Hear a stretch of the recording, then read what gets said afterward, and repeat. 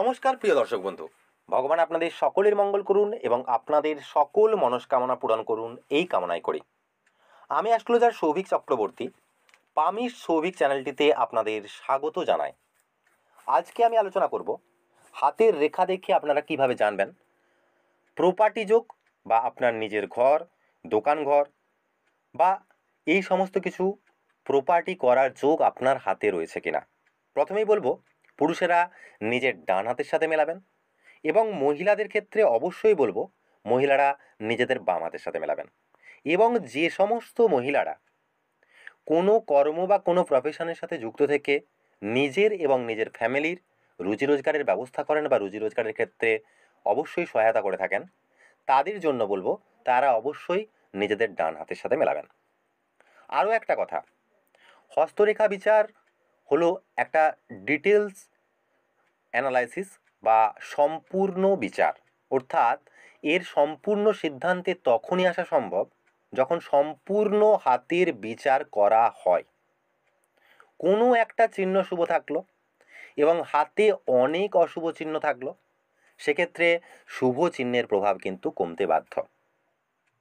আর হাতের রেখার পরিবর্তন কিন্তু আস্তে আস্তে বা ধীরে ধীরে সময় অনুযায়ী হতেই থাকে। তাই আজকে আপনার হাতে কোনো একটা শুভ চিহ্ন নেই মানে এমনটা নয় যে ভবিষ্যতে আপনার হাতে কোনো শুভ চিহ্ন উৎপন্ন হবে না। শুধুমাত্র সঠিক ডাইরেকশন, লক্ষ্যের দিকে 100% ফোকাস এবং বাবা মা ও ভগবানের প্রতি সম্পূর্ণ শ্রদ্ধা ভক্তি আপনার ভাগ্য বদলাতে সক্ষম। তো চলুন আলোচনাটি শুরু করা যাক। ঘর বা প্রপার্টি এর জন্য সব থেকে প্রথমেই দেখতে হবে হাতের যে ক্ষেত্রটিকে, সেটি হলো হাতের শুক্রের ক্ষেত্র বা ভেনাস মাউন্ট বা শুক্রের পর্বত। হাতের এই জায়গাটিকে আমরা বলে থাকি শুক্রের ক্ষেত্র বা ভেনাস মাউন্ট বা শুক্রের পর্বত। হাতের এই শুক্রের পর্বতটিকে অবশ্যই এক্ষেত্রে বলবান হওয়া জরুরি, অর্থাৎ হাতে শুক্রের ক্ষেত্রটি অবশ্যই একটু উঁচু থাকতে হবে, একটু ফোলা থাকতে হবে, একটু লালচে বা একটু গোলাপি আভাযুক্ত থাকতে হবে এবং এর সাথে সাথে হাতের শুক্রের ক্ষেত্রের আয়তন, অর্থাৎ এই দুয়ের এই যে আয়তন সেটিকে অবশ্যই একটু দীর্ঘ হতে হবে। অর্থাৎ হাতের আয়ুরেখাটি যদি এইভাবে কার্ভ নিয়ে বা আর্ক নিয়ে শুক্রকে বেশি জায়গা দেয়, সেক্ষেত্রে অবশ্যই শুক্রের বলবত্তা বেশি হবে। অর্থাৎ শুক্রের ক্ষেত্রকে প্রথমে অবশ্যই বলবান থাকা উচিত। এর সাথে শুক্র পর্বতে আপনারা দেখতে পাবেন অনেক মানুষের হাতে এই ধরনের রেখা দেখতে পাওয়া যায়, এই ধরনের লম্বা লম্বা রেখা দেখতে পাওয়া যায় এবং তার সাথে সাথে হাতে এই ধরনের কিন্তু আড়াআড়ি রেখাও দেখতে পাওয়া যায়। খুব ভালো করে লক্ষ্য করতে হবে এই ধরনের রেখার সাথে যদি কারো হাতে শুক্রের ক্ষেত্র বা শুক্রের পর্বতে একটি স্বতন্ত্র, অর্থাৎ কোনো রেখার সাথে সংযুক্ত না থেকে যদি একটি স্বতন্ত্র এই ধরনের ছোট অথবা বড় স্কোয়ার সাইন থেকে থাকে বা একাধিক এই ধরনের যদি স্কোয়ার সাইন বা চতুষ্কোণ চিহ্ন থেকে থাকে, যদি কোনো রেখার সাথে অ্যাটাচড না হয়, অর্থাৎ শুক্রের ক্ষেত্রে যে কোনোভাবে যদি স্কোয়ার সাইন থেকে থাকে, একটি বা একাধিক থাকে, তাহলে কিন্তু এটি অবশ্যই শুভ মানা হয়ে থাকে। এই চিহ্ন হাতে থাকলে আপনার প্রপার্টির সুখ স্বাচ্ছন্দ্য আপনি ভোগ করতে পারবেন, নয়তো নিজের কেনা প্রপার্টির সম্পূর্ণ ভোগ বিলাস আপনি করতে সক্ষম হবেন না। তাই শুক্রের ক্ষেত্রে অবশ্যই ভালো করে লক্ষ্য করা উচিত যে শুক্রের ক্ষেত্রে একটি প্রমিনেন্ট এবং স্বতন্ত্র, কোনো রেখার সাথে সংযুক্ত নয়, যদি এই ধরনের স্বতন্ত্র স্কোয়ার সাইন আছে কি নেই। আমি অনেক মানুষের হাতে এই ধরনের স্কোয়ার সাইন স্বতন্ত্র থাকতে দেখেছি এবং তাদের অবশ্যই তারা প্রপার্টির সুখ সুবিধা তারা স্বাচ্ছন্দ্যে ভোগ করতে পারছে। এবার বলবো প্রথম চিহ্নটির ব্যাপারে, যেটি হাতে থেকে থাকে বৃহস্পতি পর্বত বা জুপিটার মাউন্টে। হাতের এই জায়গাটিকে আমরা বলে থাকি বৃহস্পতির ক্ষেত্র বা জুপিটার মাউন্ট।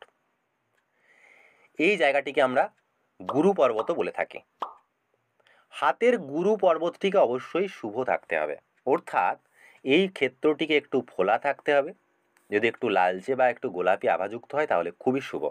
কিন্তু অনেকের হাতে দেখতে পাওয়া যায় এই বৃহস্পতির ক্ষেত্রটির এই জায়গাটি কিছুটা উঁচু হয়ে শনির ক্ষেত্রের দিকে এইভাবে হেলে আছে। শনির ক্ষেত্রের দিকের অংশ যদি উঁচু থেকে থাকে এবং এই বৃহস্পতির ক্ষেত্র যদি একটু নিচু থেকে থাকে বা দাবা থেকে থাকে, তাহলে কিন্তু এটাকে খুব একটা শুভ মানা হবে না।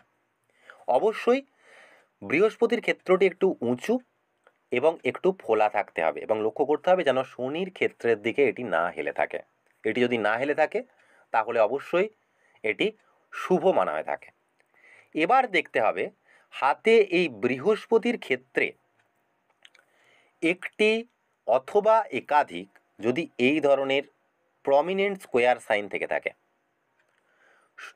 বৃহস্পতির ক্ষেত্রে যদি প্রমিনেন্ট স্কোয়ার সাইন বা চতুষ্কোণ চিহ্ন রয়েছে তাহলে এটি অবশ্যই প্রপার্টি রিলেটেড সুযোগ সুবিধার জন্য শুভ মানা হয়।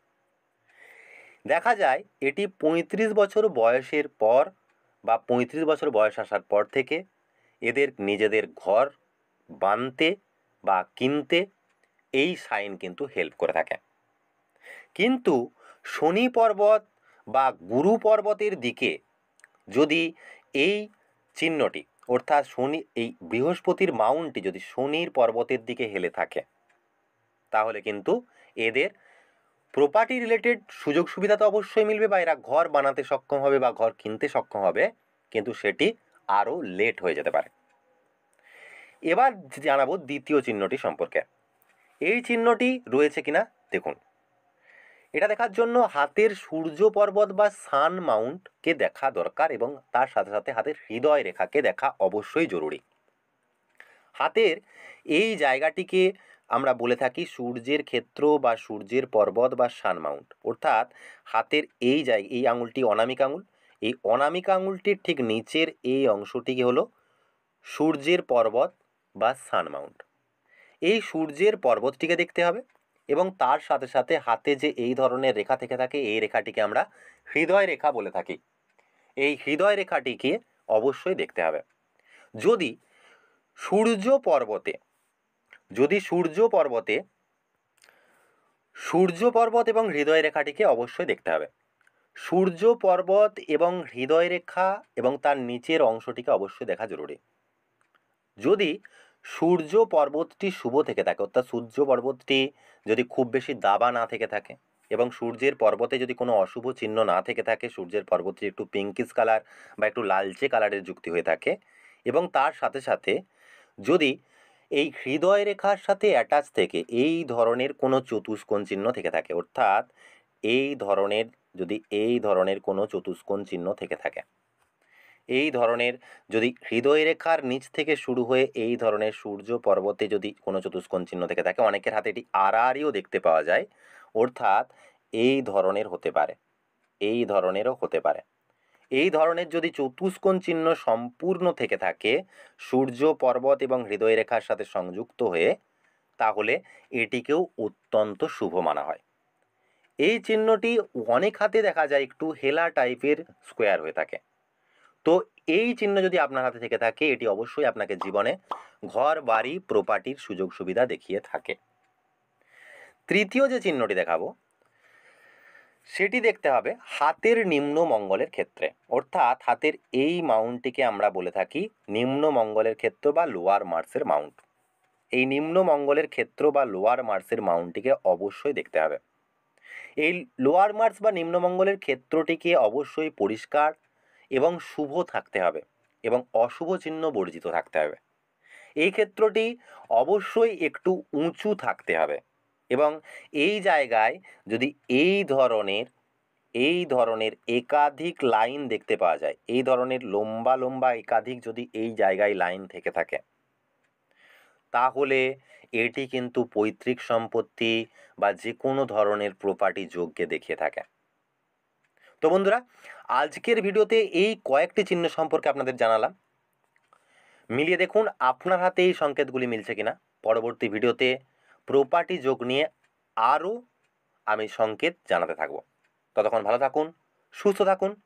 আপনাদের অসংখ্য অসংখ্য ধন্যবাদ।